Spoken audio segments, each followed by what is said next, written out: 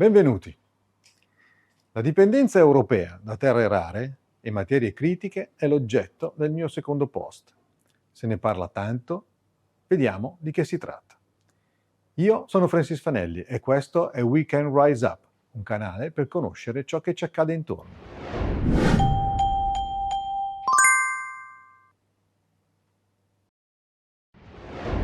Intendo scavare nelle moltitudini di informazioni presenti nel web, relativi ad uno specifico argomento, per razionalizzarle e rimbalzarle in modo preciso e attento a te, che vuoi essere attento a ciò che accade.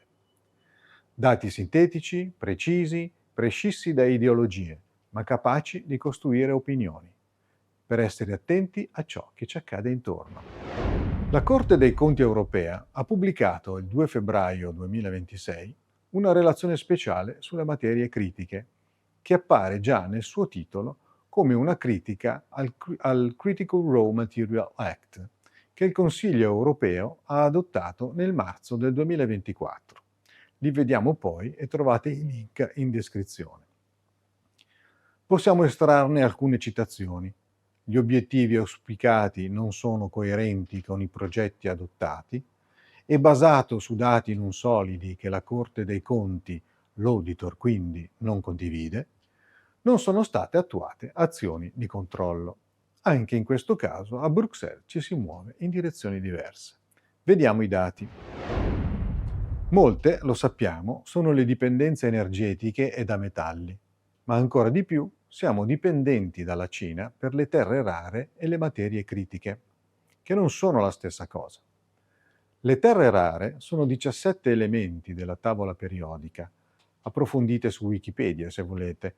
Hanno dei nomi buffi: lantanio, ittrio, gadolinio, samario, europio, disprosio. Le materie prime critiche, invece, sono 34 materiali ritenuti strategici per l'industria europea, spaziale, delle rinnovabili, industria digitale e della difesa soprattutto, per le quali ci si aspetta un fabbisogno in crescita. Il magnesio, per esempio, usato nell'industria nucleare, aerospaziale ed automobilistica, l'Europa ne importa il 97% dalla Cina. Questa tabella mostra gli usi e la dipendenza dell'Europa dalla Cina per questi 12 materiali, con le loro applicazioni: gallio, grafite, germanio, tungsteno.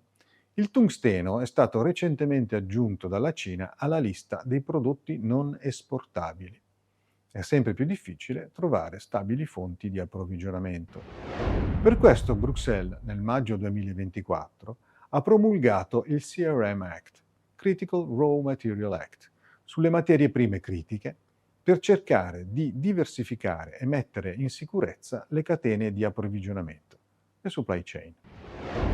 In questa tabella l'Unione Europea identifica 34 materie prime critiche, di cui 17, le palline gialle, sono ritenute strategiche. Il 100% delle terre rare proviene direttamente o indirettamente dalla Cina. Il 98% del boro dalla Turchia, che è forte anche con l'antimonio, visto che la Cina già ne impedisce l'esportazione. Dal Sudafrica ci riforniamo del 71% di platino e 41% di manganese. Dal Brasile il 92% di niobio, mai sentito. A che serve? Per migliorare le prestazioni metallurgiche degli acciai. Dalla Guinea arriva il 63% di alluminio e la sua richiesta è in forte crescita in Europa.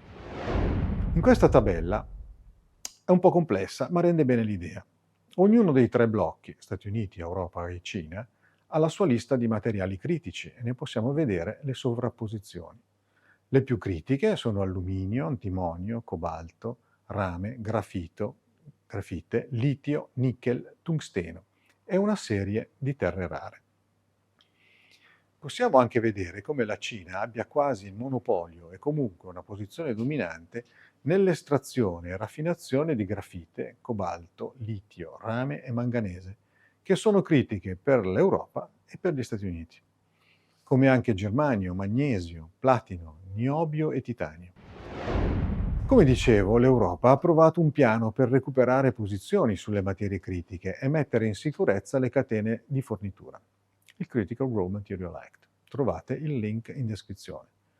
Gli obiettivi di approvvigionamento sono di raggiungere il 10% da miniere europee, il 40% da raffinazione interna ed il 25% da riciclo interno. Almeno un piano l'abbiamo, ma due sono i grossi limiti. Approvazioni ed autorizzazioni dei vari impianti, in Europa ci vogliono anni, e costi. Costi energetici necessari per le lavorazioni, che sono energivore, e costi di manodopera. Quindi, anche realizzando il piano CRM, le aziende dei paesi BRICS possono semplicemente ridurre le quotazioni fino ai nostri costi di produzione, pur mantenendo buoni livelli di redditività e mantenendoci comunque dipendenti.